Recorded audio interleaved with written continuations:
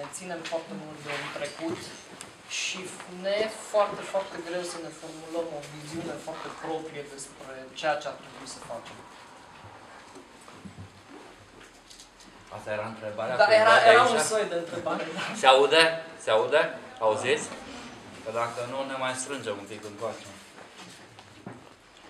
Deci eu în primul rând presupun că sunteți un pic familiarizați cu ce fac eu sau cu cine e Sabin, da? Sunteți? Ca să nu răspund așa. Bă, adevărul că particula noi nu o mai cunosc. Deci eu nu mai știu cine suntem noi. Deci eu pot să vă spun cine sunt eu. Și eu, ca artist sau ca prezență națională și internațională, am avut câteva momente în viața asta. Prima a fost de adecvare. Și a trebuit să mă adecvez la o stare de libertate în care eu n-am crescut. Deci am crescut într-una cu foarte multe reguli. Cu cenzură, cu chestii de-astea. Deci în care nu spuneai niciodată adevărul. Și a trebuit să mă adaptez. Și a fost un proces greu. De ce? Cred că mi s-a întâmplat că azi eu am început un workshop cu niște studenți și cineva așteaptă temă și dacă nu îi se dă o temă, ești în văzduh. Deci n-am mai avut temă. Deci a trebuit să mă focus pe ceva, asta unul. Doi, pe urmă a fost confruntarea internațională. Pentru voi e diferit, dar pentru mine a fost așa. În 1989, după ce căzu comunismul și am putut eu să plec din țară, deci tot ce a însemnat anilor 50, 60, 70, 80 și 90, așa, 50 de ani, m-a lovit dintr-o dată, da? Bang! Deci eu habar n-aveam de chestia. Sau era așa ceva foarte vag. Deci a trebuit să înghit găluși ca aia să o procesez și cumva să răspund la ea. Și eu când spun răspuns, eu sunt o combinație între utopic și pragmatic. În sensul, pe cine dracu ar fi interesat un gagiu din România care habar n-are de ce s-a întâmplat în anii 60, da? Și care are vagi intenții de instalații și performă. Și cam așa e. Deci pe cine ar fi interesat pe piața asta a schimburilor de idei și poziții internaționale așa ceva? Și am aflat din mișcare și din lovituri, știi? Deci prezența asta de care tu mă întrebi. Deci eu m-am dus în Occident uluit de ce e acolo. Dar nu strivit. Deci pur și simplu și eu și soția mea și o parte din generație a fost super curioși. Deci tot ceea ce căcănarii aia mi-au refuzat să pot accesa. Pur și simplu. Și a fost uluitor, gândește-te, de ce eram învățat să pot să cuprind ca artist, nu știu, chiar o dimensiune, nu știu, în fine, modestă și mă duc și văd expoziții în care coloana de asta în mijlocul sălii se învârt. Deci era o definiție a artistului pentru mine fantastic. Și asta te poate strivi. Ceea ce se întâmplă cu foarte multe poziții intelectuale, artistice, inginerești și de care vreți dumneavoastră, când se duc și dispar undeva, pentru că sunt subți într-un sistem. Și eu n-am vrut asta. Eu n-am crescut cu piață, deci n-am vrut să fiu sub în piață. Deci am avut așa o chestie de adecvare un pic și de răspuns. Și atunci pragmatismul a fost următorul. Deci eu dacă nu am în spatele meu, nu aveam la vremea, nici acum n-am, instituții care să-mi facă lăs pentru lucrări și să le plătească asigurarea, să le transporte în altă parte. Și dacă sistemul birocratic românesc era așa de infernal, că nici numai când mă gândeam că trebuie să completez actele la... Și atunci am zis, deci nu mai transport nimic numai pe mine. Și de asta a fost, de asta de la desen pe hârtie la desen direct pe zid. Deci când mă duc și desenez direct pe zid, nu mai e nimeni între mine și zidul ăla. Și asta a fost. Și să știi că am venit cu povestea asta și cu umor și a fost bine primit. Deci, spre deosebire de ceea ce se întâmplă în discuția din politică de azi, știi?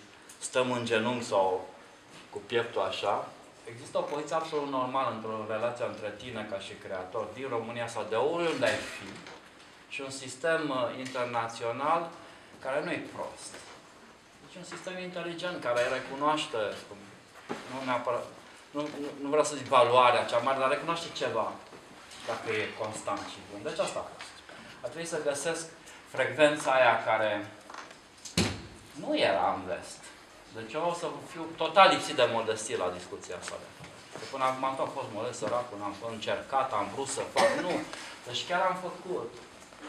Deci eu teoretic n-aveam nicio șansă. Făcusem cel mai proastă școală de artă din țara asta la Iași. Eram într-o familie săracă.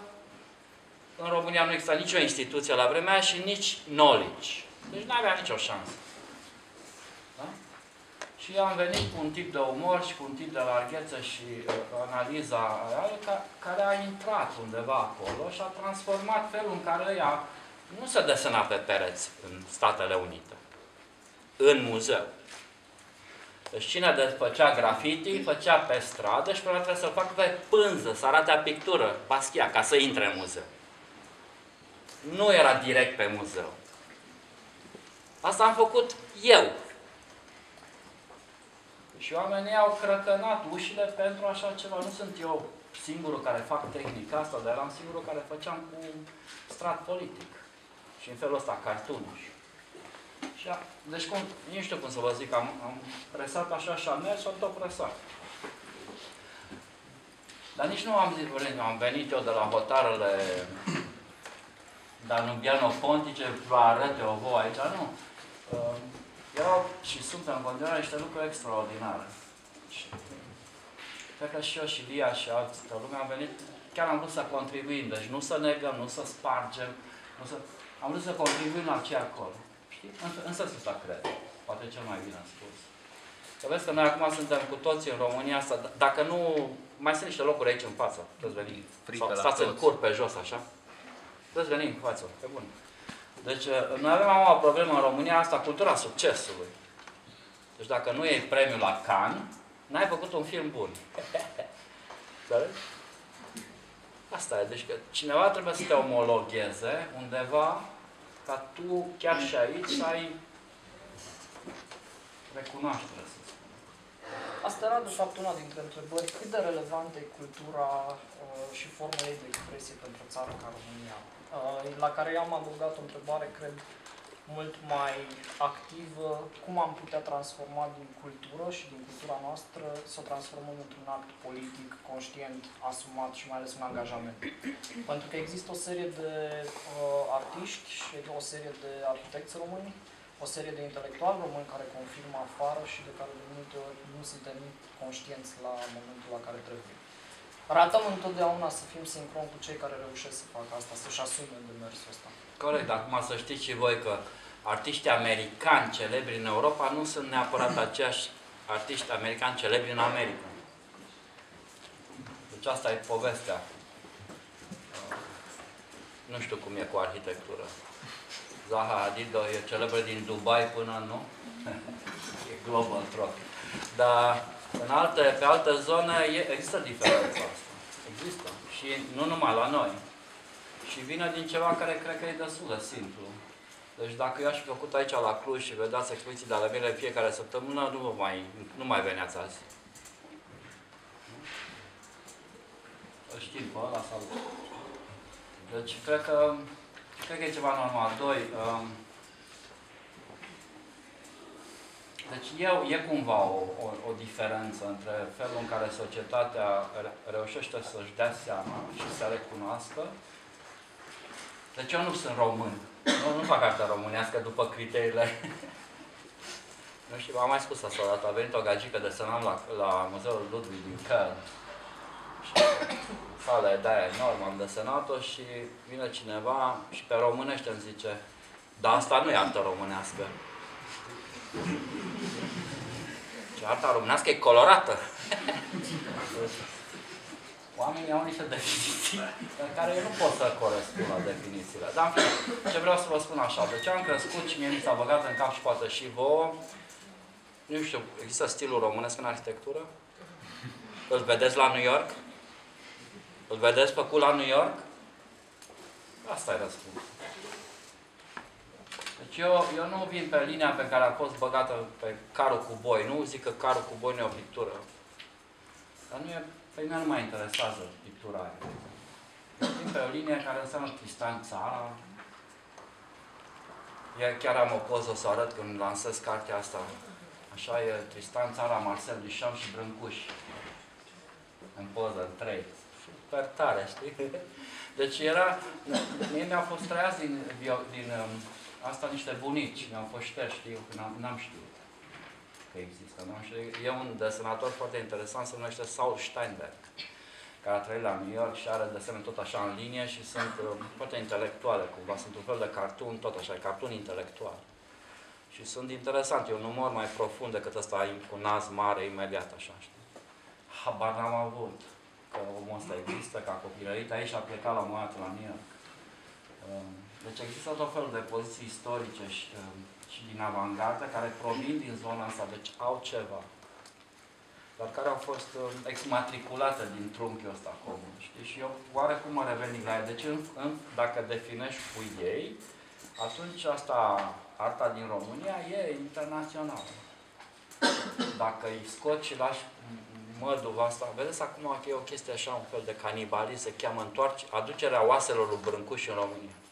E un fel de canibalism, așa cum vor să și-l pun așa și să oasă. Și e o chestie așa, deci nici acum, oamenii ăștia nu înțeleg cine e ăla. N-ai ce să-i faci. România are un drum foarte conservator, e o artă care se oprește la curtici și care în sine ei nu-i prost. Dar nu are cantitatea de a vorbi internațional. Și există o mică parte care e deja asta și aia funcționează. Acum, limitele astea nu sunt fixe niciodată, știi? Că asta, muzica, cum e, Balcan, manele de astea așa, cultă, o face Bregovici, nu? Deci există chiar și în zona care aici face bube pe față la unii și la alții, există un succes internațional dacă e pusă într-un alt context. Ăla e singurul moment în care sunt premiați romii la Cannes, știi? În rest sunt expulzați. Libertate, egalitate, expulzie. O altă întrebare era de ce arta pe care o faci tu are un caracter atât de pregnant politic? Și cred că aici ar fi probabil util de explicat, pentru că de foarte multe ori există o confuzie care, de fapt, nu e o problemă atât de, cum să spun, nu e o problemă atât de mult terminologică, cât în continuare cred că e una de angajament între politică și că el e filozof, știi? Deci eu nu știu definițiile. Nici eu. E ok. Deci, de ce, nu știu, mi se pare că de multe ori lumea confundă ideea de politic cu ideea de politică. Și atunci, angajamentul pe care un artist sau un intelectual îl are și care are o pregnanță politică, până la urmă orice creativ, mai ales în societatea de astăzi, are o încărcătură politică, mulți tind să-l confunde cu ceea ce se întâmplă în planul imediat. Unde crezi că are loc deplasarea asta de... Aici e ceva complicat. Mă tot gândesc la limbajul corpului să nu vă dau semnale greșite. Asta e cu artiștii nasol. Te vezi, e foarte complicată un pic, știi? Eu, de exemplu, nu spun că sunt un artist politic. Pentru că asta e ceva foarte... E o răspundere foarte mare când zici asta.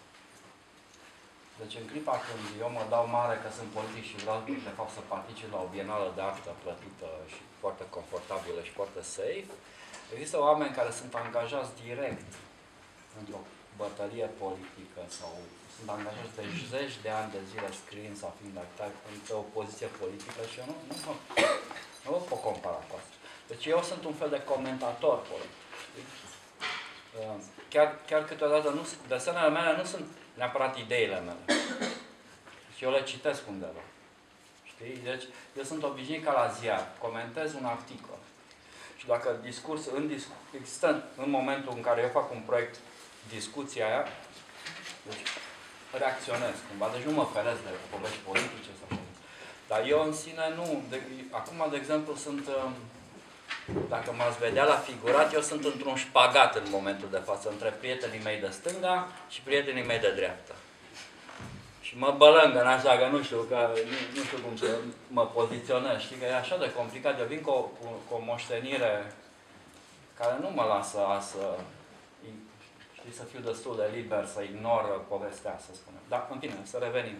Deci am o atitudine politică, să spunem că nu las să treacă anumite fenomene și încerc să le descriu fără partizanat, cumva. Și chiar dacă mă autoironizez sau vă ironizez sau ceva, adică caut cumva să le arăt într-o lumină care să nu creeze scandal, să spunem, să creeze înțelegere.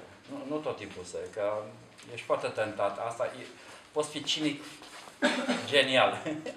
Și e tentant să fii cinic, știi? Bine.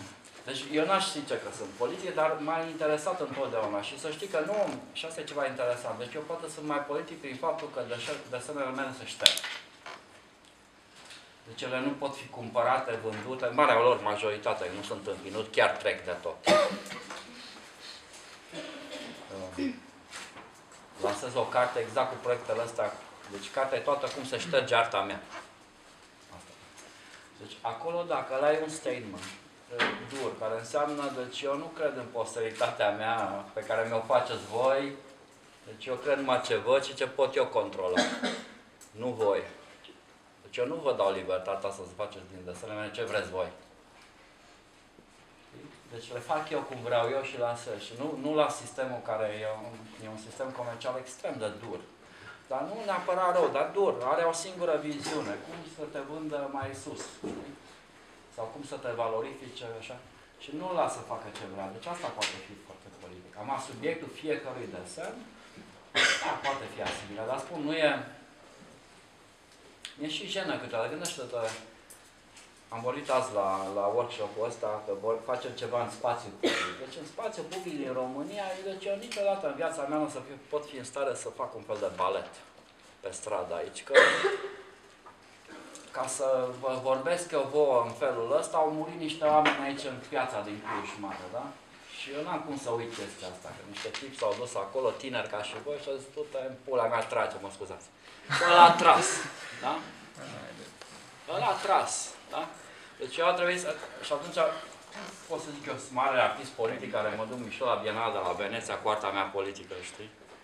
Iau un per diem, sunt cazat în hotel, nu? Nu pot să am înfumurarea asta. În același timp, tocmai din cauza că am acest, să zicem, dintr-un anumit unghi, am un lux, mi se pun la dispoziție ziduri, uite și peste tot, atunci, da, zic, să nu fac ceva dulce prin ele sau estetic numai, să fac ceva mai cu sebă. Tocmai pentru că mi s-a dat posibilitatea asta și ăla care a murit acolo, care era un artist plastic și care nu-mi aduc aminte numele, ăla nu are zidurile astea. Ting! Asta e. Adică, cum vrei, eu lucrez cu umor, dar serios. Da. Deci poate că și umorul e politic. Dar nu ca în Italia, un sfert din voturi date unui comic. Nu sunt ăsta. Poate zângăn ca idee așa, dar încerc să scap de definiția asta cu politica. Asta e ca o capcană. În ultima vreme, lumea în arte a luat-o fie pe tablouri care se vând cu 100.000 de euro la licitații, fie pe o poveste foarte critică, dar care poate fi foarte dry în partea elaltă, care stă în gât. Și toate, amândouă direcțiile astea au creat propriile lor instituții. Și poate amândouă au dus la excese. Încerc să nu intru, știi? Vorbeam mai înainte de ziduri și una dintre întrebări se referea chiar la diferența, sau dacă există pentru tine o diferență între zidul de la Loma, pe care l-ai desenat, satira pe care o faci într-un ziar de la noi, sau, de exemplu, chiar ce se întâmplă la Cluj. Care e diferența dintre, sau dacă există pentru tine o diferență între zidul de la Loma și calcanul de la Cluj? Ca raportare, ca atitudine, ca gest, ca statement? Așa, în principiu, nu. Deci eu, în principiu, încerc să fac, dar asta fac așa, e destul de riscant. Pentru că în lumea artelor ți se cere să faci ierarhii. Și să fii selectiv. Deci e o lume care e elitistă. Și eu încerc să nu. Deci dacă mă inviți, vin. Și dacă mă invită și mama în același timp, tu ai fost primul, vin la tine primul și că încerc să-l decalez la anul sau... Deci în sensul ăsta. Pe de altă parte, realitatea e diferită. Deci că tot mi se cere ca justificare ca artist care e rolul meu pe lumea asta și cu ce contribuie eu la imagine. Mai mult decât echipa națională a României. Deci asta e diferența, pentru că în locurile astea ești expus enorm. Și simți cumva. Și să rămâne numai între noi, așa. Deci nici n-a fost un proiect genial. Pentru că presiunea e foarte mare. Presiunea e foarte mare, e un loc public. Deci poate aici pe Calcane m-aș simți mai liber și aici m-aș simți mai liber în clasa asta, mult mai liber. Acolo e un loc public în care vin familii cu copii, vin din toată lumea, deci un loc în care cumva îți grijești discursul. Și eram și în hall-ul principiu, în hall. Deci teoretic nu există diferență și am să spun ce se întâmplă. Se întâmplă că în multe instituții mai mici din Germania pe arte are un gen de instituții extraordinar, se cheamă Kunstverein sau Kunsthalle. Și asta înseamnă asociații care nu sunt neapărat de artiști. Sunt oameni care sunt simpatizați de artele, pun banii, au un sediu, comuna dă și au un ban, landul dă niște bani și Bundes mai pune. Și acolo ești super liber să faci ce vrei, o gaură în mijlocul Kunsthalle, îți fac o gaură în mijlocul Kunsthalle, îți schimbă peretele ăsta, îți bagă scări pe aici dacă vrei. Aducem un camion, uite aici îl punem în mijloc. Deci se pot toate astea face. În muzee foarte mari din lume nu se mai pot. Coste enorm, n-ai voie, sunt reguli, muzeele foarte mari, toate pe care le știți, Pompidou, Tate, toate muzeele astea sunt frigide. În sensul în care se păzesc pe ele însă. Gândiți-vă că iau toate lucrările astea enorme, miliarde de ele, le păzesc, nu te poți apropia, sună, bipăie, nu știu ce. Totul, cordon. Știi, sindicatele au o putere fantastică. În Franța n-am putut să lucrez cu marcele cu care lucrez de obicei, că avea un mic miros și că poate Uniunea Sindicală au o problemă cu subiectul. Am zis, bine, și atunci și unul de la bazat pe apă, ca să nu mi-a da, vă fac de la acoperiți greu, că penetrează, nu contă, n-a contă. Deci, în instituțiile mari, astea care îți aduc prestigiu mare, de obicei, din cauza că e prestigiu, fie atunci că e ceva curvă săreală. Deci ei știu, ei zic, deci noi îți dăm prestigiu, deci nu te mai plătim. Pentru că tu vei veni din cauza prestigiului. Și în ultima vreme se întâmplă ceva și mai nasol. Ai fost selectat și pe urmă, în acea secundă, galeria care te reprezintă în diverse țări primește este rugată să te finanțeze. Și nu mai știi, bă, eu am ajuns aici că eu sunt bun sau că galeria mea poate să plătească un proiect. Deci, chestiile astea mari, asta îți fac. Chestiile mai mici, mai asociative, îți dau libertate mai mare. Și chiar, ce aici vă vorbesc absolut direct, pentru că există o tendință în artă să provoci scandal. Știi că scandalul aduce publicitate, orice fel, e o economie atenție. Dacă atragi atenția, ai câștigat. Negativ, nu contează. Deci atrage atenția, că nimeni nu mai are timp de nimeni nu are timp de nimeni. Și cum vă fac eu să aveți timp? Deci, v-am făcut să veniți aici, neînjurându-vă. Deci e foarte multă artă care înjură. Și eu nu vreau să fac chestia asta și de multe ori nu funcționează. Adică trebuie așa un fel de balans. Deci să revin.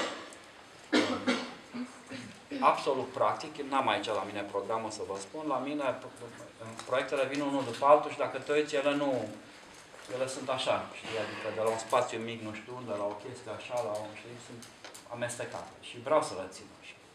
Deci încerc să nu fac o diferență, dar în viața reală există una de presiune, de fonduri, știi? Deci ești pe perete în cel mai mare muzeu din lume și se uită la tine 200 de oameni ca tine, ca voi. Și eu dacă fac acum cu voi în spate, aici fac un desen care, eu știu că e amuzant și voi nu râdeți, uite așa îmi face mie mare. Știi? Asta e presiunea. Pe când în ăsta, spațiile mai relaxate, în care suntem împreună, facem în regulă, mă simt și... Cred că trebuie... Ăsta e stilul meu. Deci există artiști care au o viziune mai brutală la chestia asta și nu vor să intre. Eu am intrat, eu nu vreau să fiu un artist alternativ. Deci să meargă ei la marginea orașului. Eu vreau în mijlocul orașului, în buricul tău, cel mai mare muzeu. Deci Deci nu vreau underground, nu vreau underground, vreau... A fost o mare bătaie în țara asta, tot ce era experimental, independent, underground era bun, dar asta ne-a trimis de desubt, după 12 noaptea, la televizor, pagina 16 în ziar, ne-a aruncat din centru. La Patarât, nu? Și în centru ce a venit? Ce e în centru, știi? Deci, biserici, uzine, biserici, magazine de păpuci. Deci am vrut să nu intru, să stau totuși în centrul ăsta, în Tate Modern, în astea, care sunt niște instituții criticabile toate. Nu mai sunt cum erau odată. Și lor li s-a dus entuziasmul, că și ele viețuiesc într-un capitalism extrem în clipa de față. Știi că vorbeam de muzee. Și trebuie să descurci cu asta. Deci încerc să fac, să fiu așa cumva democrat, dar e foarte greu. Foarte greu. Și cum selectezi proiectele? Nu selectez, dacă mă invită, vin. N-au refuzat nimic. Deci sunt mândru de asta. Numai alea care au chiar de căcat, așa. Adică nasoale. Să știi, și ca să vă spun foarte sincer, eu maxim al lui Hemingway, zice, deci așa nu te bagă nimeni în seamă și pe urmă te bagă și îți dă premii, dar ți le dau din motive greșite. Știi? De multe ori sunt băgat în seamă și simt din invitație că ăla nici nu s-a uitat bine, n-a înțeles. Și pe urmă am o luptă întreagă să n-ajung pe căni de cafea, pe umbrele, pe brichete, știi? Adică să mă bage în shop-ul muzeului, știi? Dar pe de altă parte, povestea e mai democratică. Toată lumea își poate cumpăra o brichetă. Adică e foarte complicat cum menții echilibrul ăsta între un acces democratic la ceea ce... Bine, acum am mijloace de comunicare, foarte mai simplu. Dar înainte era foarte complicat. Deci așa, încerc să nu refuz nimic și să le pun ca mărgele, așa, una de pe alta. Am și zis în interviu, că mă întreabă aia când vin în România, te întreabă, de unde veniți? Nu mai țin minte nici oraș. Și care-i, asta era una dintre întrebări, care-i beneficii pe care crezi că proiectul pe care îl faci aici cu grupul de studenți poate să facă pe termen scurt și pe termen lung? Sau ce vrei să le insufli? Asta m-a întrebat? Da, care e beneficiul? Care mai întrebat? Da, oare știe toată lumea despre ce e vorba? Știe toată lumea despre ce workshop e vorba? Nu, probabil că nu. Sunt 20 de oameni cu care... E un proiect al asociației.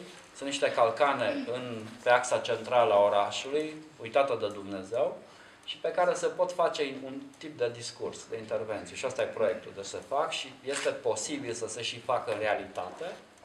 Deci spațiile astea din oraș, mute și uitate. Sau dacă nu se pot face în realitate, că Comisia Monumentală are probleme, atunci poate să existe formule alternative ca discursul ăsta propus pe locul ăla să ajungă la public. Deci ce vreau cu asta, eu am spus acolo în mica introducere, care de obicei o fac obraznică ca să o citiți. Că nu mă interesează aia, că nu mă interesează aia, că nu. Deci un gen de atitudine, că eu sunt niște, nu știu, dacă îi socotești, prea că e 100 de metri pătrați sau poate mai mult, să-i recuperezi înapoi, că altfel scapă pe reclame, pe... Deci în alt discurs. Să-l aduci înapoi într-un discurs. Asta vreau. Acum, eu sunt mulțumit și cu ideile. Și cu niște idei care o să vin și azi am discutat și erau destul de interesante. Dar mai vedem, cam asta vreau. Nu vreau să impun nimic. Eu sunt interesat de mai multă atitudine, să zicem, pe povestea asta, pe vorbitul ăsta în oraș, dar pot să fie și alt tip de proiecte și mă mulez eu atunci. Vedem. Și cum înțelegi noțiunea de limită? Pentru că titlul e depășirea limitelor și cel puțin eu fac întotdeauna o... Titlul la discuția asta, că trebuia să aibă un titlu. Pentru că eu fac întotdeauna o diferență între, de exemplu, limită, limitare... filozofia, am belit-o. Și mai mult decât limitare, noțiunea de prag, care e o noțiune tot mai uitată, mai ales de către, poate chiar de către arhitecți. Spune unul care vine din afara arhitecturii. Dar e vorba de limite personale, de limitele discursului, de limitele libertății de expresie. Până la urmă, pragul în sine este un prag care ține și de o limită fizică, dar este și un prag imaginar, un prag de gândire. Cam de aici am pornit întrebarea.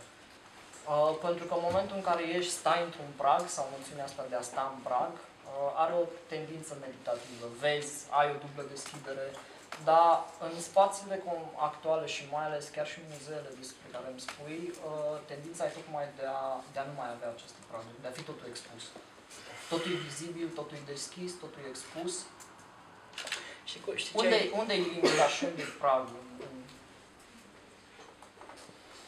Da, era o discuție și mai veche odată când a fost un fel de revoluție. Știi că în general țările din Est, dar mai ales țara asta, n-a fost o revoluție, a fost 500. Deci nu-ți mai poți bate copilul. Care, în mod tradițional, așa se educa. Da? Da! Mai, deci e o revoluție la nivelul, sunt o groază de revoluție. Una dintre ele a fost asta sexuală, care era repres de comuniști. Voi nu știți acum, dar în primul. Acum e numai o degradare. Ori asta a născut tot felul de exagerări. Deci dacă era nuditate pe scenă la teatru, era tare. Cum altă dată în comunism, dacă era cuvântul lapte, că nu exista lapte, și de câte ori se pronunța cuvântul ăsta, sala. Și era acum cu nudity, știi? Și atunci, deci a trebuit să facem chestia asta ca să-ți dai seama că nu tot timpul ai nevoie. Deci există un limbaj dirty, așa, primele piese de teatru alternativ care s-au pus, era în pulă.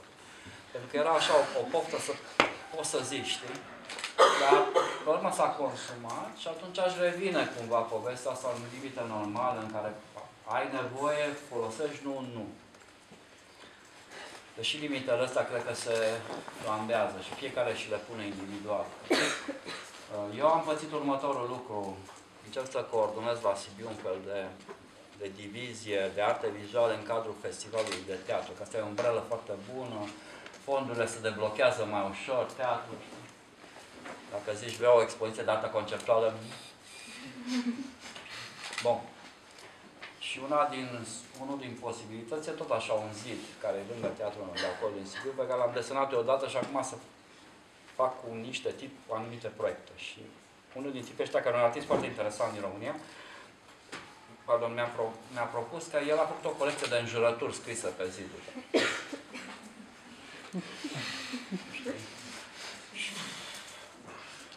Deci în sine, ca proiect individual, e ok. Dacă eu îl folosesc ca primă manifestare pentru o chestie pe care aș vrea o permanentă într-un spațiu public, eu am o problemă. Deci nu știu cum să-l cadrez ca să nu fie citit diferit. Și o să nu vă spun ca să înțelegeți că asta e cenzură. E un tip de adecvare și de responsabilitate, că lucrurile cu bune intenții făcute prost poate să nască o mișcare contrară nasoală. Film gay la Muzeul Țăranul Român. Deci ce vrei să aștepți de la poveste? Ce rezultat aștepți tu când îl programezi acolo? Deci ăsta e rezultatul. Bine că vine, că e clar, pentru că dacă nu venea, erai mințit. Ne-aș fi mințit. Asta e realitatea. Și atunci, da, poți să-ți dai seama că cu toleranța la noi, un căcat nu e adevărat, ne-am îmbătat cu apă rece, nu e adevărat, femeia, doamna profesoară din București, care a făcut educație de genul ăsta, să fie dată afară din școală, etc., etc., etc. Dar trebuie cumva să calculezi strategic mișcările astea, înțelegi? Deci limitele astea, cred că ți le... Eu nu zic că am dreptate. Că poate cu strategia pe care vă spun, poate nu riști să afli adevărul. Deci menții așa un fel de status quo. Deci eu nu te irit, deci tu nu mă înjuri. Dar m-ai înjurat, știi? Nu știu. Asta e strategia mea, că nu pot să suport ideea asta, că cineva va fi foarte nefericit sau ofensat uitându-se la o producție de genul. Deci asta e cu limita. Acum pot să spun de o limită care o știți cu toții și care e o limită financiară. Și e dublă. Deci, în Statele Unite ale Americii există 2,5 milioane de artiști. Se înțeles? Deci, de ce să mă duc eu acolo? e o limită, e o limită. În orașul New York, dacă vrei să stai în Manhattan să fii în buricul târgului, trebuie să scoți $4.000 pe lună chirie. La $4.000 pe lună chirie, libertatea de expresie se strâmtorează simțitor. Adică nu mai e mult. Alegi ce scoate banul. Deci asta e. Și acum la noi, orice proiect independent în România are probleme pentru că nu este înțeles și nu este finanțat. Și asta este o țară care nu are granturi individuale. Punct. Nu există. Deci nimeni nu o să-ți dea tu, ție, creatorile, un grant pentru că tu faci ceea ce faci. Tu ori trebuie să fii un grup, ori trebuie să ai un proiect, ori trebuie să faci ceva extra. Deci nu există ceea ce există în orice țară, un grant de ăsta de merit. Asta înseamnă că nu ești recunoscut la nivel individual. Știi? Și atunci normal că, deci asta e o limită. Tu cum o treci? Nu îți faci tu rost de banii aia ca să poți fi, știi? Deci e o limită asta, economică. Eu țin minte foarte bine și n-am suit niciodată. Cariere întregi de artiști foarte buni din România au depins de 300-200 de euro autobuz de aici la Nantes sau ceva de genul ăsta. Deci au depins de o sumă infină și nu exista nicio platformă care putea să dea această sumă. Da? Acum altceva, că e o poveste care ține de graniță.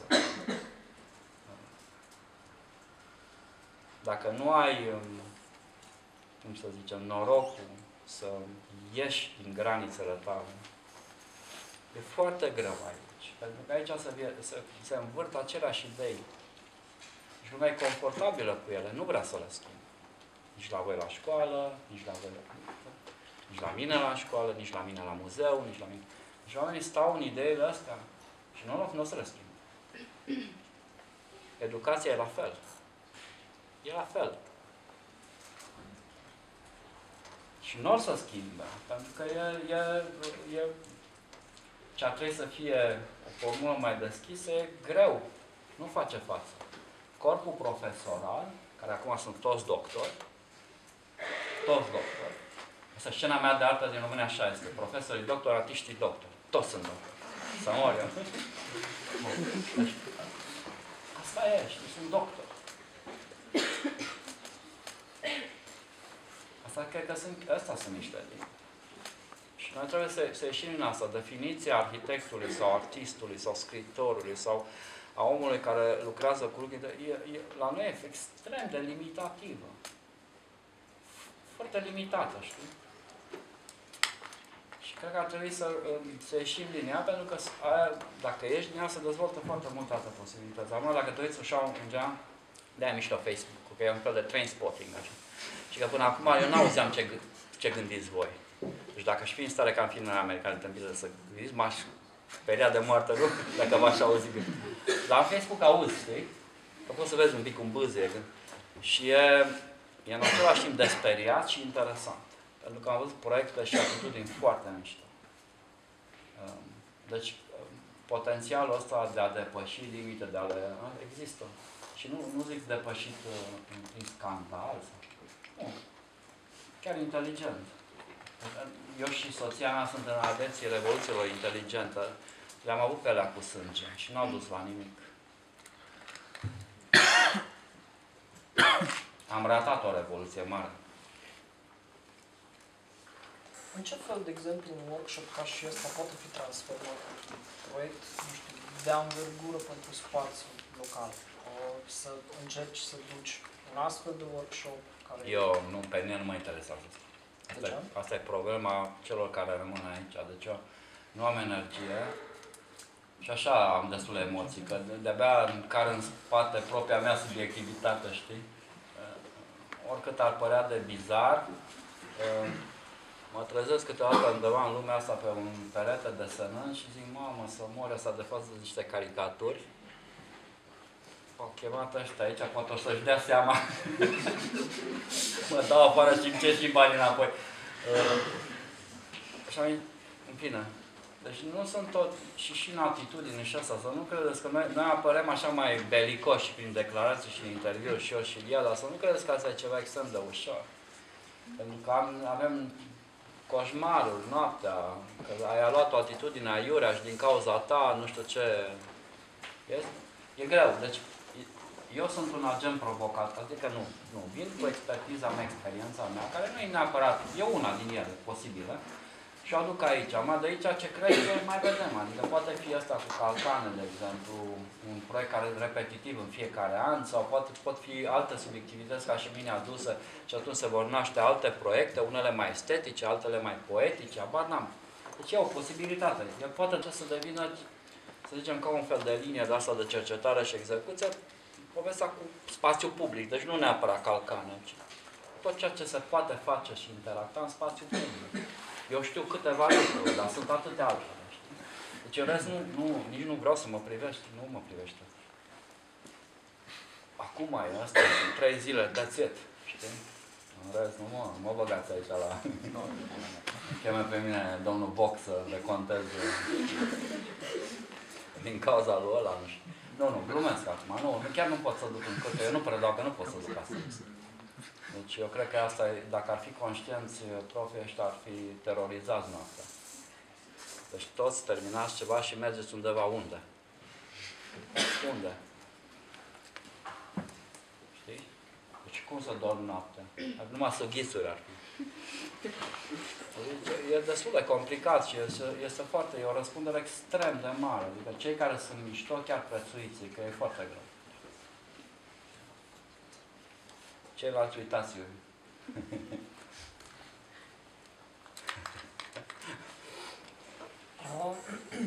Tot în contextul limitei, altă întrebare la în schimb, cum funcționează constrângerile? De care? Care? Toate? Toate. Sau, mai bine zis, dacă constrângerile pot da impulsul de a depăși limitele. Deci sunt unele care sunt bune, știi? De tipul următor. Am mai dat exemplu, dacă l-ați auzit, nu pare.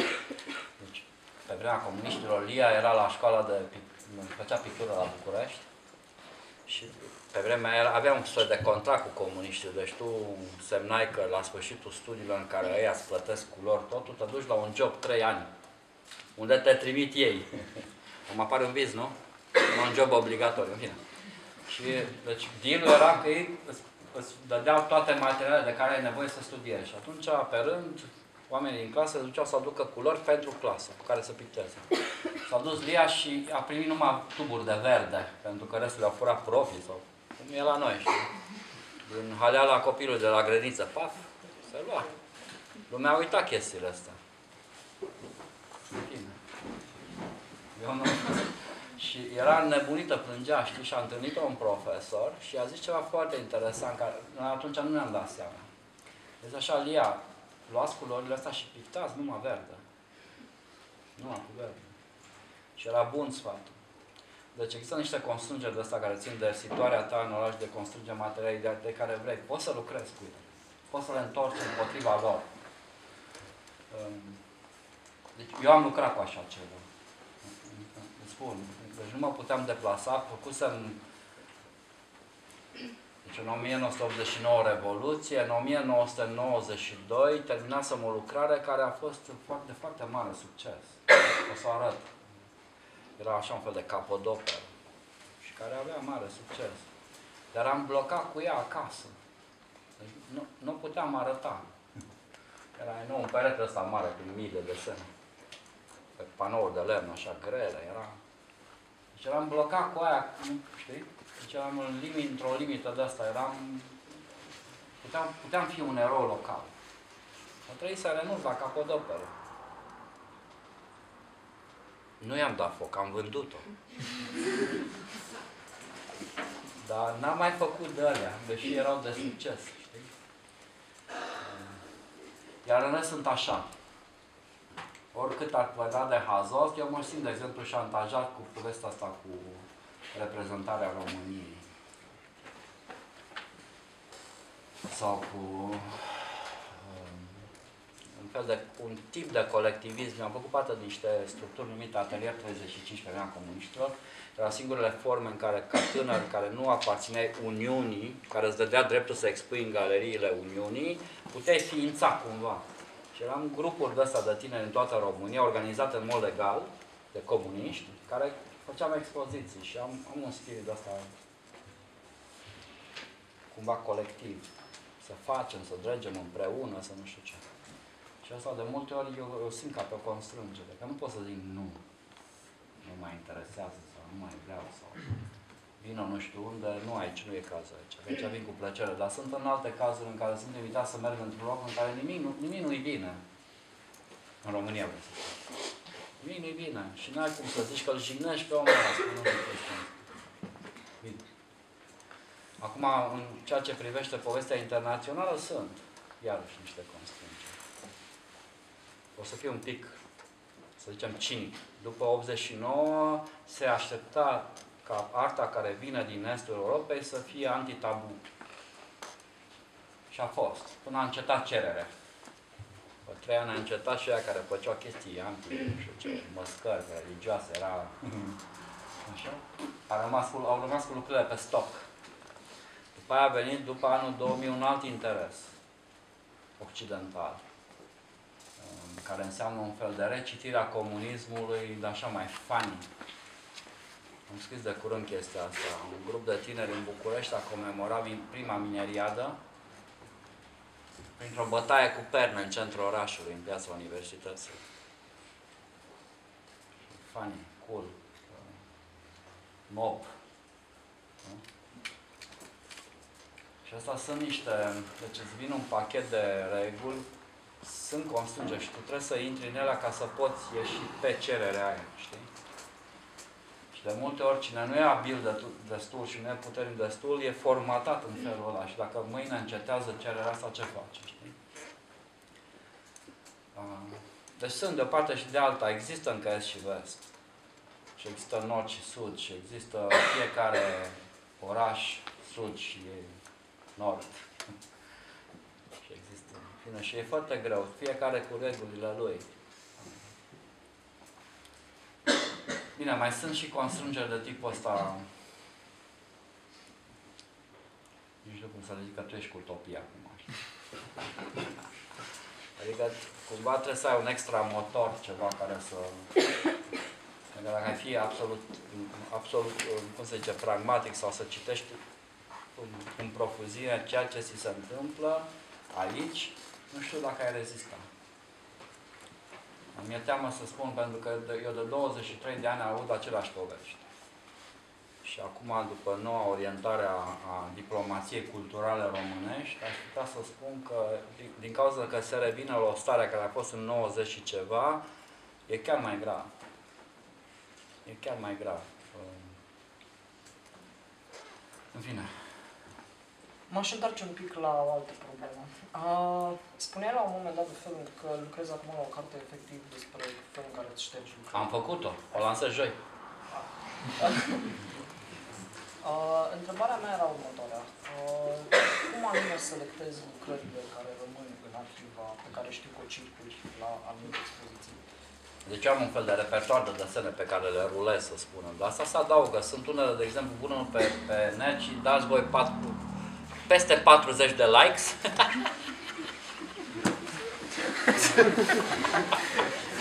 Nu știu, deci sunt niște chestii care se potrivesc tot timpul, știi? Pleacă de la un fapt real, dar devin ceva peste faptul real și atunci intră într-un fel de repertar. Nu sunt așa de organizat și unele, știi? Și nu le... Pentru că eu lucrez cu niște carnețele în care desenez și ele sunt acolo tot oricând, dar nu mai am energie să mă uit în fiecare carnețel. Deci eu mă uit acum, de exemplu, sunt desene care făcute de mine în 1995, care sunt încă actuale, și unul făcut în 2012, de care am fost foarte mândru și poate azi mă uit și zic, ce dracu l-am făcut eu pe ăsta, știi? I-am pierdut sensul. Deci ăla e un body of work, așa, care e fluctuant. Dar știi ce am învățat eu? Am învățat asta cu...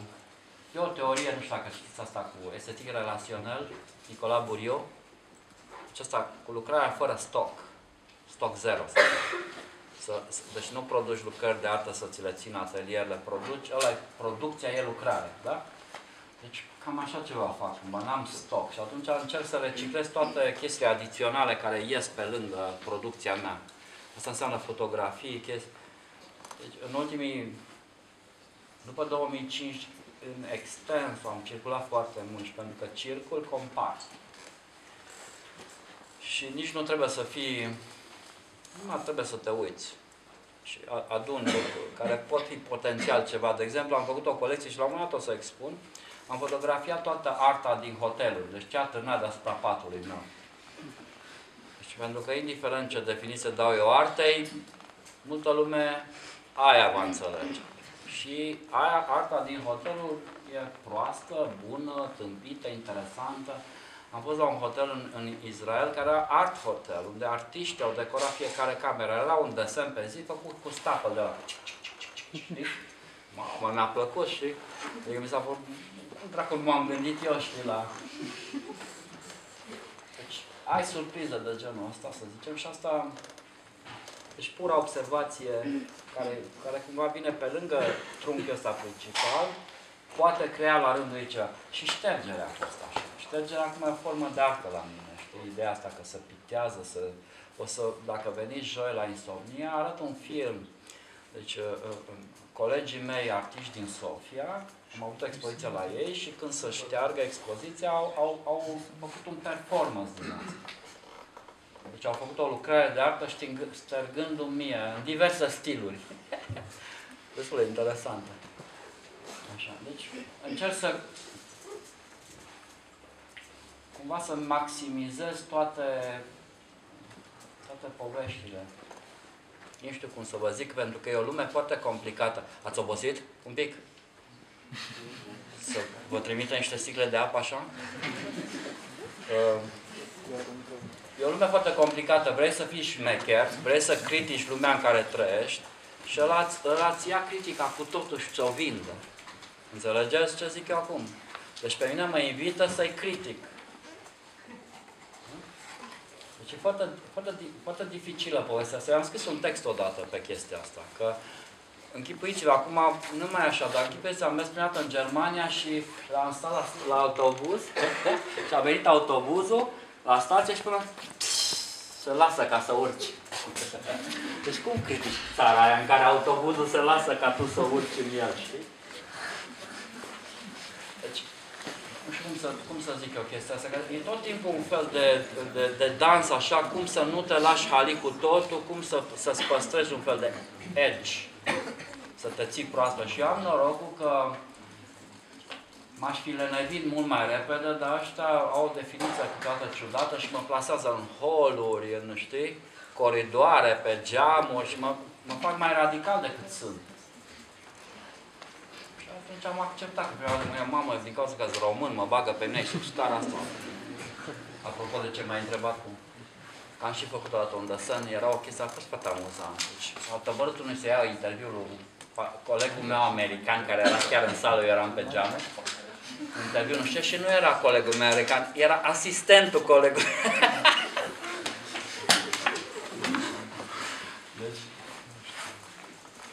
Deci am ajuns să fructific, cumva să folosesc, nu tot timpul, și nu știu dacă vi se întâmplă asta, dar ai o practică, reușești ceva și nu-ți dai seama pe moment. Deci treci un timp, niște ani, te întorci și vezi că ai avut soluția, dar n-ai văzut. Deci eu încerc să găsesc soluțiile la tot felul de lucruri de genul ăsta. Câteodată mi iese, câteodată nu. Am ratat di granda. Adică, să înțelegeți. Când am mers la un alt un drum, că cu instalații, cum așa se purta în România, după căzuse pictura care era regina balului în comunism, acum iar a revenit. Acum e regina balului în capitalism.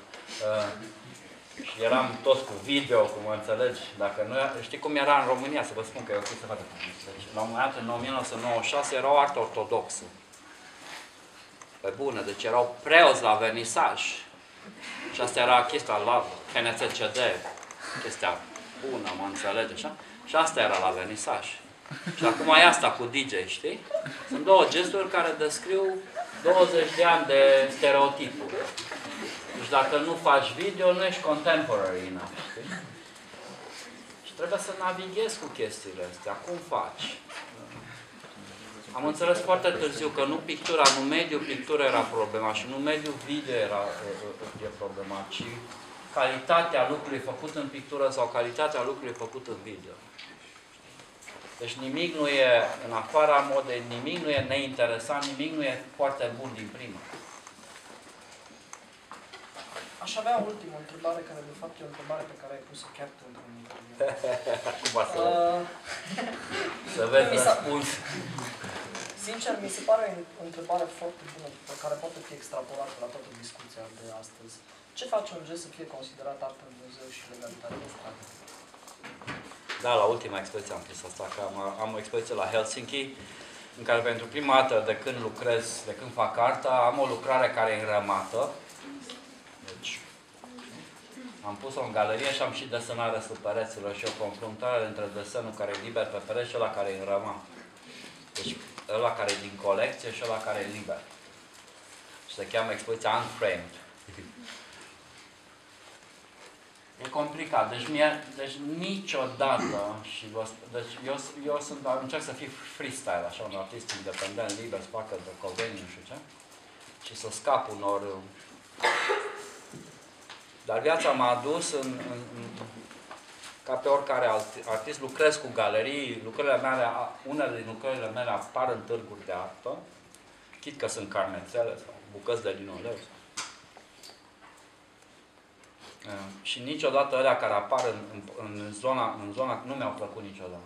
Ale mele nu mi-au plăcut cum arată. Știi? Și am vrut să scap cumva de chestia asta. Deci de-aia le-am confruntat. Eu nu lucrez în stradă. Deci eu sunt numai legal. Pentru că așa am fost crescut.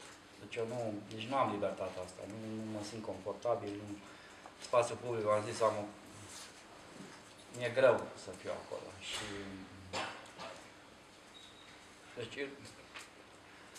Deci vreau să fiu legal, să fiu cumva acceptat. Deci ca și cum ceea ce eu fac și care pare o tâmpenie, graffiti, să ia dracu ce-s caricaturile astea, să fie acceptat ca artă.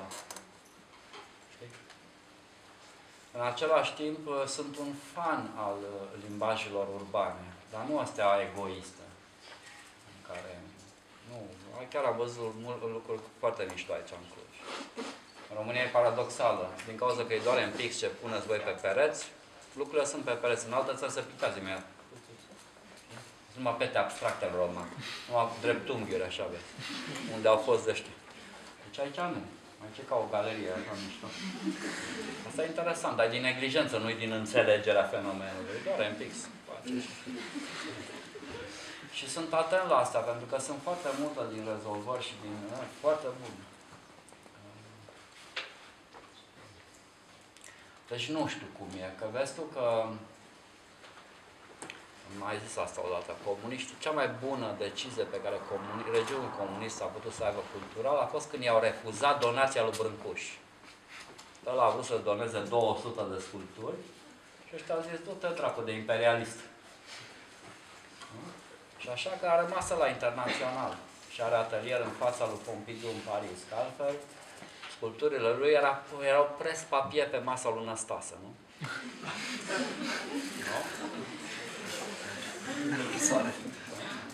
Deci, am știu că Mircea Cantor, știți cine e Mircea Cantor? Mircea Cantor avea un proiect, n-a putut să-l facă și nu mai știu de ce. Și că scrie Constantin Brancusi la... și el vrea să pună I și Ș. Era mișto. Era un proiect mișto. Asta era proiectul, să pună U și Ș. Sper că nu le-a plăcut. La notre ami latin.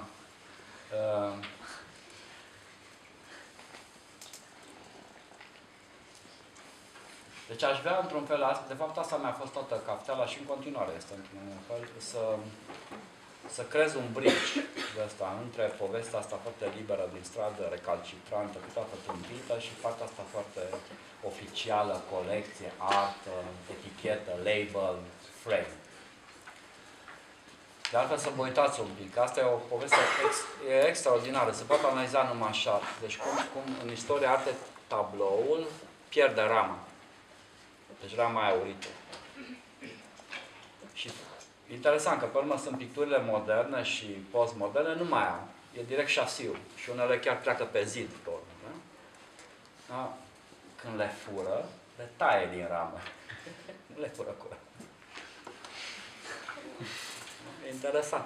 Deci e o istorie întreagă. La noi, de exemplu, în România, e o istorie întreagă a chestii asta care se cheamă simeze, câte o bară atârnată pe muzeu, mergeți aici la Cluj și vedeți. Deci lucrările nu se instalează în perete, deci arta atârnă. Deci ea atârnă, deci pur și simplu subliminal, asta e discursul, atârnă în spore, așa. Deci nu e cum se pune într-un mediu artistic normal, ea domină spațiul, instalea, știi? E prins. Deci astea sunt niște chestii absolut banale care îți dau dimensiunea unei practici și înțelegerea artei. Și eu de-aia desenez pe perete. Și am desenat și în România, unde... Așa, clean, cumva, foarte... mișto. Da, știi, e partea aia altă. Deci cam asta, nu știu... Cert e următorul lucru, că aveți la voi în Cluj. Deci sunt personaje care au plecat de aici, deci eu nu-mi imaginam vreodată că cineva care locuiește în Cluj poate să facă o carieră la New York. Și se poate. Sau poziția artistică cu această instrucție pe care o aveam, poate ajunge să ia ca Mircea Cantor premiul Duchamp, care e pentru artist tânăr francez. Deci sunt niște lucruri care spun că în toate limitele și tot handicapul ăsta poate fi depășit. Și nu e o singură soluție. Sunt mai multe. Fiecare trebuie să-și caute.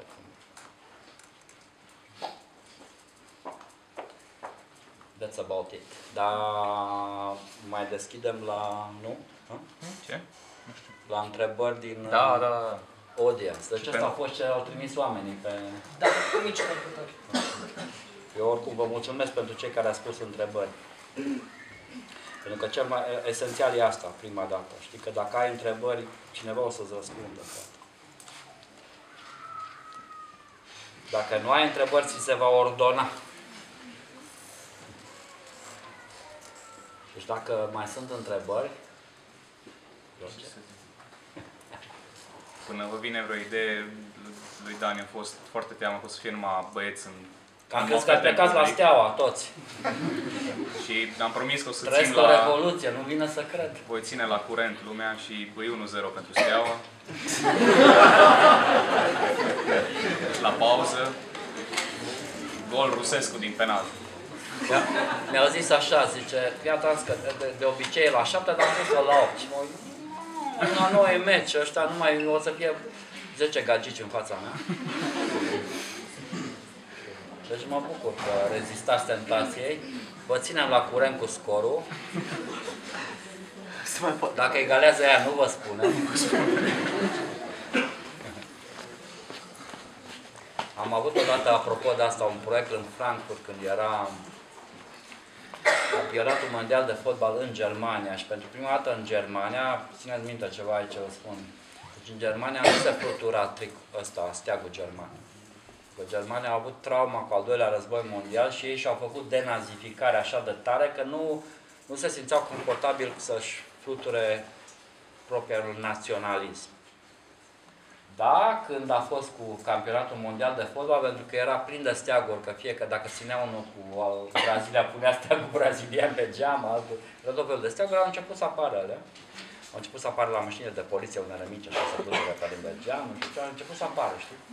Și erau niște texte, începuseră deja lumea să chestioneze, astea o problemă, naționalismul german, ăia jucau bine, chiar au dat pe tren Au dat un abonament redus pe trenul din Germania, deci era redus cu 30% atâta timp cât echipa Germaniei mergea, continua să joace, să câștige. Și a ajuns până, nu știu, în semifinale, a fost cool. Bun. Și la un moment dat, eu am avut un vernisaj și în ziua era meci de fotbal sau cu zi înainte sau în ziua aia la amiază de la 5, vernisajul era 8 și am zis, mamă, dacă Germania a bătaie, am fript-o, nu vine nimeni. Și au câștigat, au venit, știi? Și apropo de naționalism, aveau tricolorul pe peruș, de ăștia, erau de ăsta de clown, așa. Era un naționalism mișto, așa. Clownici. Apropo de fotbal și artă. Spuneai că definiția ta pentru arte e diferită față de... Adică Că sunt definiții diferite cumva și vreau să știu care e definiția. Păi n-am numai una, dar tot ce ți se spune în școală că e artă, că nu e artă, nu e adevărat. Adică trăim într-o perioadă în care poți să-ți faci definițiile singur, să spunem, dar asta nu autist, pentru că nimeni nici aia care fac tag, graffiti, nu mai pot exista fără să conștientizeze istoria graffitiului până la el. Deci, indiferent ce crezi tu și ce definiție ai și ce patin și așa, tot timpul vei fi plasat într-un context. Tu poți să-ți faci definiția poveștii tale, dar lumea te citește în definiția lor. Deci eu desenez într-un fel care este împotriva întregii școli de artă din această țară.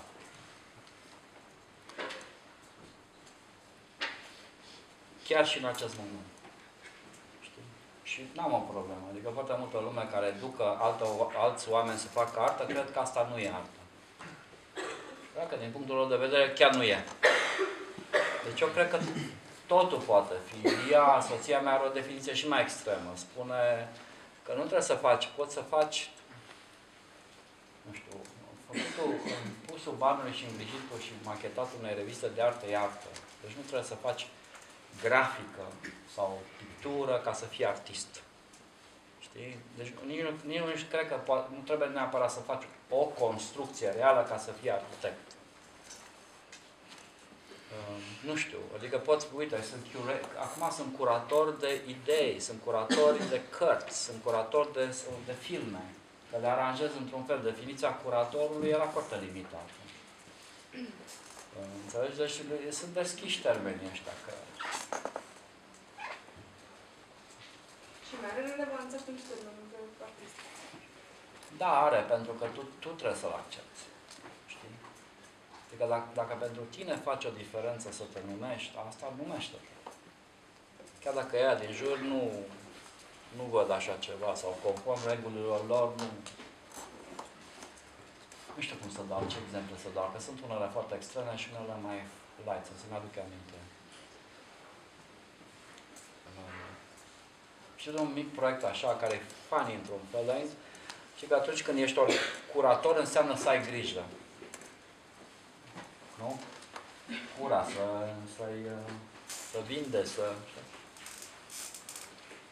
Dar asta înseamnă că trebuie să ai grijă și finanțezi și trebuie să faci foarte multe lucruri. Și trebuie să fundraise, nu știu, deci în afară de munca asta intelectuală, tot pachetul pe lângă. Și de multe ori e foarte greu. Poate știi foarte greu. Și eu era un curator din Istanbul. Istanbul, în clipa de față, e un oraș extrem de... sau nu acum. Acum câțiva ani creștea foarte tare cultural, acum e un pic prea piață și el. Dar e în continuare foarte interesant. Și curatorul de care spun că se lupta constant să facă rost de bugete, să facă proiecte, a capotat. Nu mai putut. Nu mai putut. Și atunci își făcuse ca să aibă o perioadă de liniște, în propria bucătărie, avea o cutie de asta de carton, pusă pe perete, veneam și aduc ea pe scaun, băgai cap în cutie și te uitai la expoziția făcută de ea. Deci făcea curated shows în cutie aia, așa. Și devenise extrem de interesantă povestea care pare a joke și erau alți curatori care curau în cutia lui ăsta. Și era o formulă care teoretic ce e asta, știi? Mă aduc aminte, Ileana Pintilia făcea un festival de performanță în Timișoara. Timișoara pe vreme era un oraș foarte radical. La începutul anilor 90 era foarte experimental și acum au dat de bani. Și la al treilea festival sau al patrulea, gândiți-vă, la fiecare 3 ani era o trienală. O lua de la început să-l lămurească pe boul ăla, să nu știu ce, să bani de la primărie, să iară, nu știu. Și n-am mai putut, nici ea nu mai putut. Și știu că discutam la telefon și am zis, băi, deci dacă nu se mai poate fizic, nu se mai poate fizic, nu mai ai resurse, aia nu dă nimeni, după atâția ani nu-ți dă nimeni nicio platformă. În România nu se sesizează nimeni, poți să faci de 1.000.000 de ori același lucru și ce? Și atunci am zis, bine, facem așa festivalul. Deci, îl facem la telefon, îți povestesc ce performanță aș fi făcut. Ea s-a speriat atunci, știi că dacă n-ai ceva obiectual, nu mai ai, știi, că așa e nebunia asta, că dacă nu... Dar sunt formule, în sensul ăsta, știi. Păi asta e în totală contradicție cu definiția. evenimentului artistic sau așa de. Mie îmi place ca artist. Deci mă definesc ca atare. Am și eu o întrebare. Da. Ziceai adineauri că atunci când faci ceva amuzant, din punctul tău de vedere, dacă noi nu râdem, atunci îți tremură mâna că îți pierzi încrederea. Da. Atunci când sunt monkey pe perete, când actez în fața oamenilor. Și atunci ce îți dă inspirație sau ce te motivează să mergi mai departe? Cum găsești curajul să continui? Pentru că unii râd. Era o gagică la New York, era una din supraveghetoare. Și ăștia știi cum sunt americanii, deci în a doua zi ești hai, ești per tu, ești ceau, salut Dan, ce faci? Azi ce o să faci azi? Și să ai, uite, a venit unul, i-a plăcut mult sau chestia asta. Ea o latură așa foarte caldă, afectivă asta, first touch așa.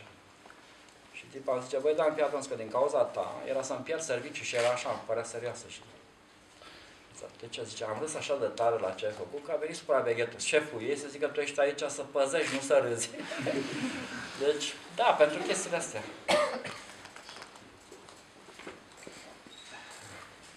Am și eu o întrebare. Asta este apropo de simpatia pe care o purtați față de revoluții în general, sau față de revoluțiile reale. Dacă s-ar organiza, sau dacă vi s-ar da un perete în cadrul unei mișcări studențești de tip Occupy, ați participa? Mai complicat. Deci am participat deja la tot felul. Deci am un perete făcut la Macao, în Milano, care e o clădire ocupată. Și am fost chiar invitat să fac asta. Și ei vreau chiar pe barul din centru și am zis, bă, aici e pentru voi, că voi sunteți în centru. Eu sunt așa, am coridor, am un coridor mișto. Dar știi cum? Că eu am o subiectivitate și eu ce gândesc nu e ceea ce gândești tu. În schimb, știi ce fac? Că mi se cer unele din desene. Deci, și așa mi se pare mai natural. Să zicem că tu ai o problemă socială în orașul tău. Au cafteală, activistă, opoziționare. Și tu vezi din nimereal un desen de-al meu pe internet și îți sună cumva. Și mi-l cer și eu ți-l dau. Ți-l dau să-l pui pe pancartă, pe tricou. În sensul ăsta. Și am primit cereri de asta și nu numai din România, asta e aia, știi? Stuttgart. Supăraseră aia că se schimba gara din Stuttgart, cheltuiau Germania 2 miliarde de euro ca să meargă trenul cu 10 minute mai repede sau ceva. Și ea s-au enervat în Stuttgart din bugetul și au fost o chestie întreagă. Și au găsit niște desene pe net și m-au rugat să le dau, le-au dat, le-au printat, au avut un fel de tablă în care lumea putea să-și facă și ea propriul desen. Mi-a plăcut foarte mult și ca obiect și ca tot cele. Deci, în sensul ăsta, dacă altfel s-ar putea ca desenul meu să vină, eu dacă aș fi să-l fac, poate nu intru exact în ocupaiul tău și știi? Deci am relații mixte asta cu mișcări. Mi-a plăcut foarte mult ce am văzut în lume, dar nu mi-a plăcut folosirea acestei mișcări în artă, știi? În Bienală de la Berlin, de exemplu, a invitat mișcarea Occupy. Deci a instituționalizat-o cumva artistic. Pentru că arta e un teritoriu, arta vizuală, practic arhitectura, dar arta e foarte rapid, știi? Orice mișcare de genul ăsta e foarte apropiată și atunci invită să creează repede dialog. Și asta poate naște... Eu nu mă simt foarte confortabil, dar pot, în schimb, să contribui cu ceva. În sensul ăsta. Vrei să vin aici la hotel? Nu. Nu este cazul. Nu e cazul, așa-i? Nu. Era vorba de o mișcare studențească, dacă s-ar organiza. În principiu, nu știu dacă fizic sau așa, dar găsim o formulă, vedem. Am depinde ce cereți. Nu ar fi frumos să veniți, adică nu cerem noi, zic, studenții ar trebui să ceară. Eu mă gândesc așa, în principiu. Ar fi frumos ca dacă studenții se adună să-și ceară drepturile și așa mai departe, să facă ocupație, să vină și domnul Dan Perjovski, artist internațional, să lase o amprentă pe un perete.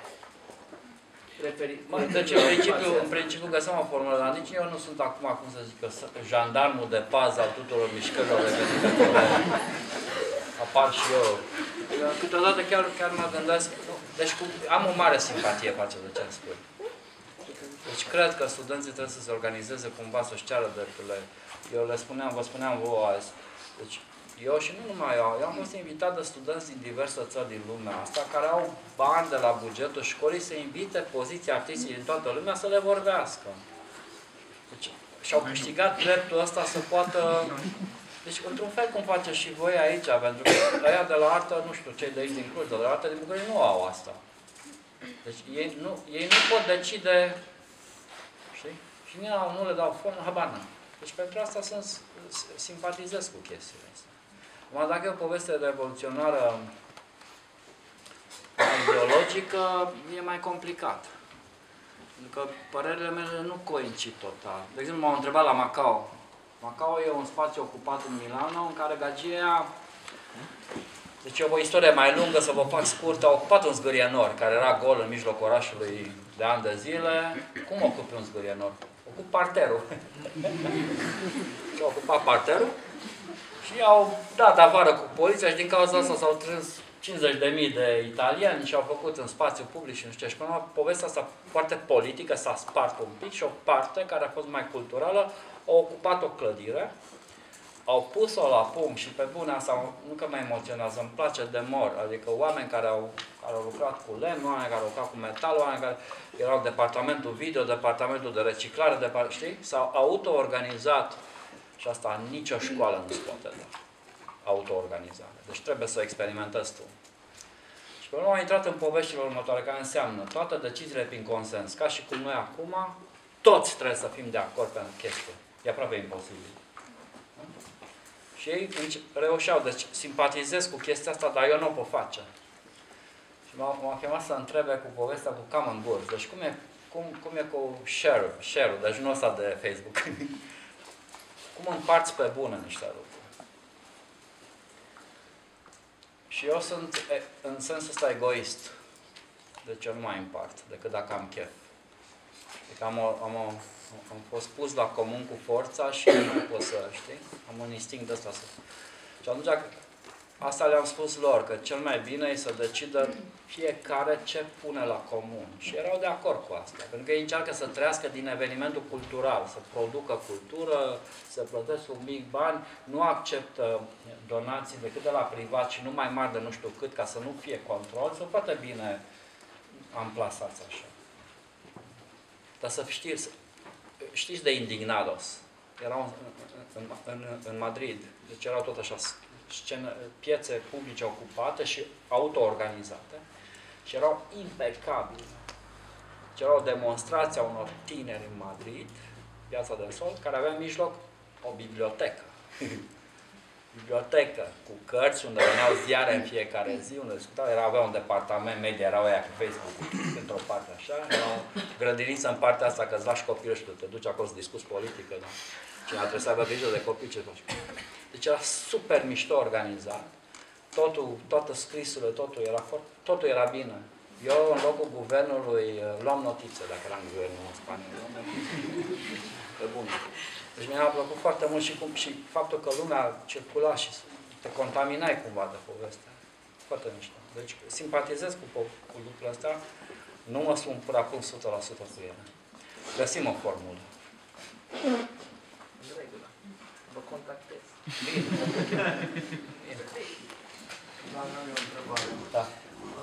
Zi-mi, dacă din 2003 România de aici a rămas doar cicatrice. Nu se vede nimic. Am avut un tatuaj cu România. Prin 93 supărat cu minerii, cu alea și până l-am scos în 2003. România, mă înțeles, țara europeană. Nu se vede nimic. Chiar nimic. A fost experimental. Când l-am făcut unul cu niște ace, muiate în tuș așa. Deci nu era cu mașinăria aia acum, știi? Era așa handmade, cumva. Deci era fin, am putut să-l scot fără un... Dar să știi că l-am făcut și l-am scos așa un pic obraznic. Și n-am gândit foarte tare chestia asta. Acum, retrospectiv, o conceptualizez. Dar atunci am făcut așa, cumva, mânat de împrejurări.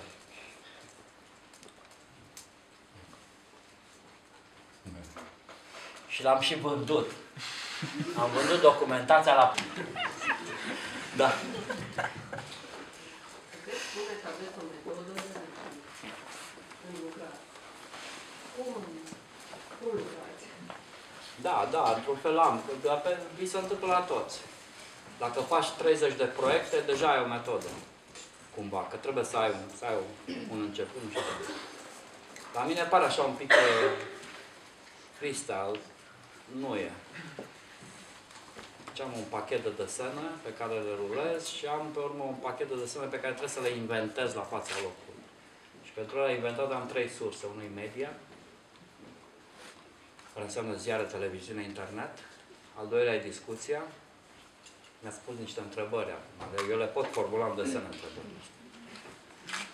Și al treilea sursă de desen direct sau de reflecție directă e pura observație pe stradă.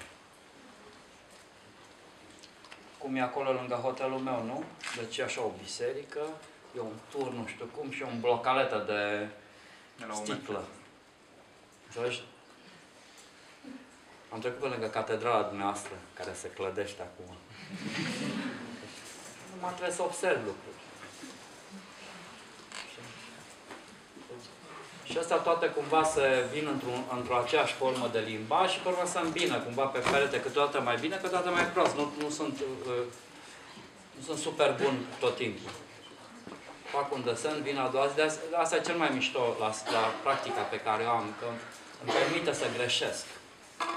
Deci fac un desen și vin a doua zi și nu-mi place. Și pot să o șterg așa cu... Deci nu contează dacă nu e bun sau știi.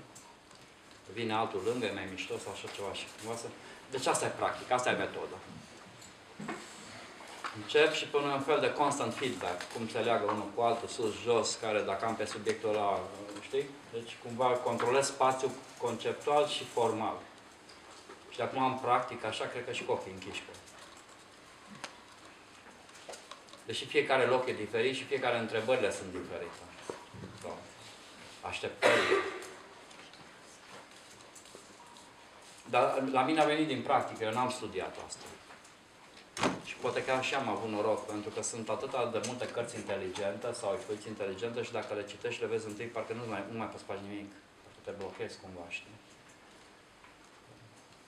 Îmi ziceam cu Lia, era un... Știți Apocalypse Now? E o fază în film în care spune un actor sau principal că în timp ce nu știu ce dezastru se întâmplă, Charlie undeva acolo progresează, știi? Și noi ziceam așa că noi, indiferent ce căcar nu ne vin bani, nu găsim nasol, Charlie undeva, nu aveam aceste probleme, deci trebuie să luptăm cu Charlie ăla. E dușmanul imaginar. În asta de karate e cel mai greu. Nu te bați cu unul pe care... Deci metoda la mine a venit din lucru. Și spun că la început n-a funcționat bine. Am intrat niște rateuri, nu m-am văzut. Și știi cum se întâmplă? Sunt niște ocazii în viață, unele dacă le ratezi nu mai vin, altele dacă ești destul de... poți să te repliezi și le redeschizi. Și problema în țara asta e că nimeni nu poate să... Deci n-ai partener cu care să vorbești, să-ți spună, știi? Nu spune la timp cineva, vezi că ai deraiat. Băi, vezi că o iei razna. Sau nu spune nici, băi, ai făcut ceva bun. Și aici ți se spune, tot ce se spune nu crezi. Carne de vacă. Credeți? Și ce e de cal. Cred că era de măgar. Deci cum faci față? Cum te poziționezi într-un context care minte? Da. Deci nu e chiar așa, din practică am făcut. Deci am făcut o metodă din practică, care e foarte simplă. E simplu așa. Și inventez niște chestii și le pun acolo. Și cum s-a schimbat pentru modul de lucru? Al meu? Da. Cum lucrați când erați de vârsta de 20 de ani? Eram slab când eram ca eram la sol, să mor eu. Cât de tare cunoșteți?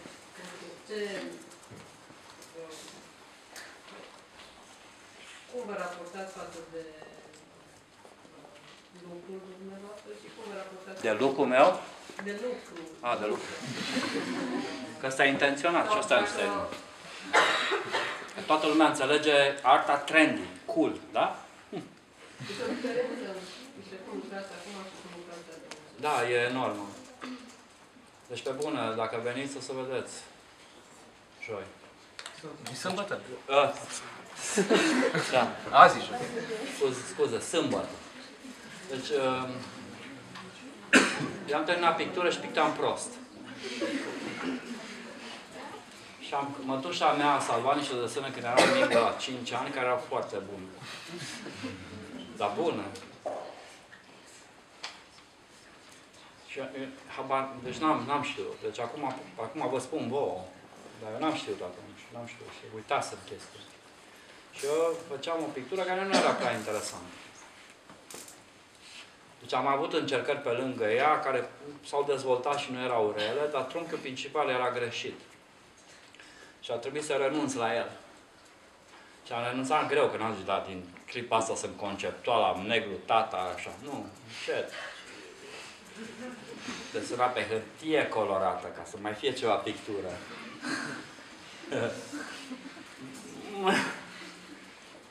Niște H-uri. M-au învățat că cu H. Și am renunțat și la ea, încet, așa. Și pe urmă, primele mele desene pe zid erau de astea foarte seriale, așa, eram ca un maniac. Îmi împărțeam zidul ăsta în careuri și făceam câte un omuleț în fiecare și îmi lua 2 săptămâni. Și am făcut prima dată la New York chestia asta și până am dat gume, așa, și nu mi-a putea să șteargă chestia. Și era așa un fel de joc să văd pot, dar eu rezist și am rezistat, a fost bine. Și pe urmă, dar asta e maniac și îmi trebuia foarte mult timp. Și încet am renunțat la povestea și am mers pe un desen direct pe perete cu cartuni și așa, dar mic prima dată. Și în timp, dacă uitați în catalogele mele, ele cresc ca dimensiune, devin un pic mai radicale, linia se devine mai tare. Acum lucrez cu un marker care se cheamă Molotov, care are 2 de grafiti și are 2 cm linie. Și are cap de la, poți să schimbi, are și 5, dacă vrea. Deci lucrez acum cu desene foarte mari cât mine. Și una e un desen atâta și unul e un desen. Deci ele au devenit mai monumentale, să spunem, și mai dure cumva. În timp. Dar din practică, pentru că eu nu am mai avut timp și mi s-au dat spații tot mai mari. Și trebuia să fac într-o săptămână, cealaltă dată făceam într-o lună. Atunci nu poți mânca spață decât în dimensiune. Deci așa am făcut, din practică. Unul din primele mele proiecte mari a fost într-o fostă mină din Essen.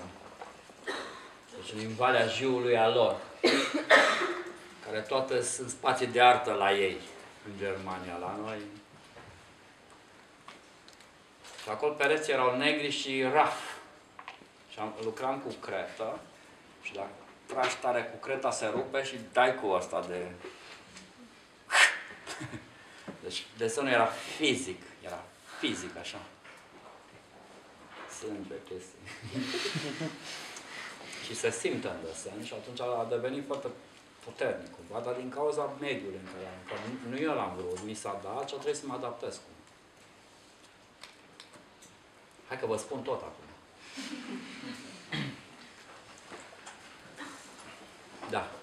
A spus că în 89 s-a murit la Revoluție pentru a avea libertate. Dumneavoastră ați mers afară, ați văzut altceva și ați acaparat idei. Am rămas aici și avem acces de afară, dar nu a spus că nu vrem să ne schimbăm, pentru că profesorii... Am spus eu că nu vreți voi să vă schimbați? Nu, de ce rămânem în același stadiu? Nu știu.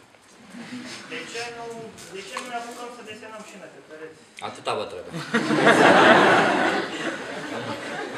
Da. Ați mai spus încă o chestie și a spus că dacă ați desenat nu știu unde, lumea n-ar veni să vă vadă. Ați spus asta? Aici, da, la început. Chiar când ați început. Bine, mă refer la faptul că de ce... Nu, am spus, dacă aș fi desenat în fiecare săptămână, te-ai fi plictisit și tu. În sensul ăsta am zis, știi? Că dacă mă vedeai foarte des și vedeai și recunoșteai, în sensul ăsta, știi? De ce? Cum era? Așa în spate al mamei lui Lia, știi de asta țărănești adevărată, zice, dacă vrei să-ți păstrezi prietenii, vizitează mai rar. Înțelegi? Deci în sensul ăsta, eu am spus-o nu ca o scuză, dar ca o realitate, pentru că poate îți vezi colegii care fac nu știu ce, îi vezi Și pentru că sunt colegii tăi și ai văzut cum au crescut de la niște tâmpenii, la niște chestii interesante, nu-ți mai dai seama că chiar fac niște chestii interesante. Pe când altcineva vine din afară și îi vede pentru prima dată și vede că sunt interesanți, în sensul ăsta. Eu nu m-am dus afară să acaparez idei. Nu, dar dumneavoastră ați avut contact acolo. La noi E diferit. Da. E diferit. În primul rând, să știi că până la 28 de ani nu am putut ieși în niciun fel, nu aveam internet, nu exista fax. Și fiecare om care avea mașină de bătut trebuia să meargă la poliție o dată pe lună să bată o ciornă, ca să-l poată trace. Da? Deci eu așa am crescut. Deci nu cu Facebook, internet, librăria plină, gagii, se întorc de nu știu unde, schimba semestru, cum se cheamă asta? Erasmus. Și n-am avut chestii. Deci mi s-a dat culoarea verde. Acum nu spun că situația voastră e mai comodă, nu e. Nu e deloc. Deci nu trebuie decât să vezi în limitele în care ești tu, acum care sunt posibilitățile. Cum te poți mișca. Și dacă tu nu poți să mergi acolo, poate îi poți aduce pe ei la tine. Știi? Eu am fost invitat în Cuba, de o artistă din Cuba, pentru asta. Pentru că ea era artistă internațională celebră și a lăsat sistemul să arate lumii că e democrat. Dar studenții ei nu puteau mișca din Cuba și atunci i-a invitat studenți sau artiști din străinătate să vină în Cuba. I-a adus lumea la Cuba. Deci asta e, găsești niște soluții, știi? Și ale tale vor fi diferite de ale mele. Sigur. Dar cred că se pot găsi. Eu când v-am zis de asta că s-a murit, acum nu vreau să vă dângăne clopotele aici, aprindem lumânări, nu știu ce. Nu, dar în mod real, niște artiști s-au dus acolo, deci artistul e un tip foarte individual, e frică să-i sumasă, e cu, nu? Și aia s-au dus și au zis, înțelegi? Adică n-am fost eu ăla. Eu am venit după. Mai era încă gaze lacrimogenă pe stradă, nu aici la Sibiu, dar n-am fost în linia întâi. Nici acum nu pot fi în linia. Deci altcineva a fost în față. Altcineva a deschis pentru mine. În sensul ăsta, știi? Și când zic asta, zic așa că atunci când faci ceva în spațiu public, grafiti, intervenție, calcane, proiect, construcție, ce vreți să faceți când vin zilele arhitecturii, deci construcțiile astea se petrec în locul în care unii au murit, unii au protestat, unii sunt ocupai, unii sunt... Deci e un spațiu care e viu, nu e o stradă. E o stradă cu niște povești, care în România sunt foarte... E singura revoluție cu morți. Nu? Și culmea, că ne-a făcut și... Cred că a fost o mare manipulare media atunci. Deci a fost prima revoluție în direct. Deci a fost prima revoluție manipulată în direct. Deci nu a fost în direct, a fost o manipulare în direct. A fost primul experiment de genul ăsta. Atunci, ca lumea să aibă fiorul revoluției și de la noi și de la ei, s-au spus 100.000 de morți. Și au fost doar 1000 și toată lumea e dezamăgită. N-au murit decât 1000. Deci eu vreau să spun că acum să nu crezi că eu acum merg pe stradă așa, ca să nu... Nu, dar... Cumva vreau să țin minte sau să văd că ăsta există, a fost acolo. S-au întâmplat niște oameni și au riscat. Deci cariera lor, deci, nu? Interrupted. Gone. Nimeni nu-și mai aduce aminte. Deci Liviu Babeș e un tip care și-a dat foc pe pârtia de la Brașov ca să protesteze în noiembrie 1989. Și-a dat foc, a murit. Noi vorbim numai de ăia care și-au dat foc în Thailanda, nu? Acum în Bulgaria sau nu știu unde, de Jan Palach în Cehia, nu vorbim de Liviu Babeș. În fine. Deci cam așa, încerc să am o responsabilitate față de spațiul public, să zic. Dar asta nu înseamnă că el e de untouch, știi? Nu. Nu, din contră. Trebuie recâștigat în partea asta, așa vie, adevărată, cu probleme. Pepsi, Cola, Coca-Cola. Asta e discuția în spațiul public românesc. Dar eu nu pot să vă zic vouă ce să faceți. Să mor eu, că habar n-am cum, ce se întâmplă. Știu doar că există soluții și că trebuie lucra la ele și la posibilități.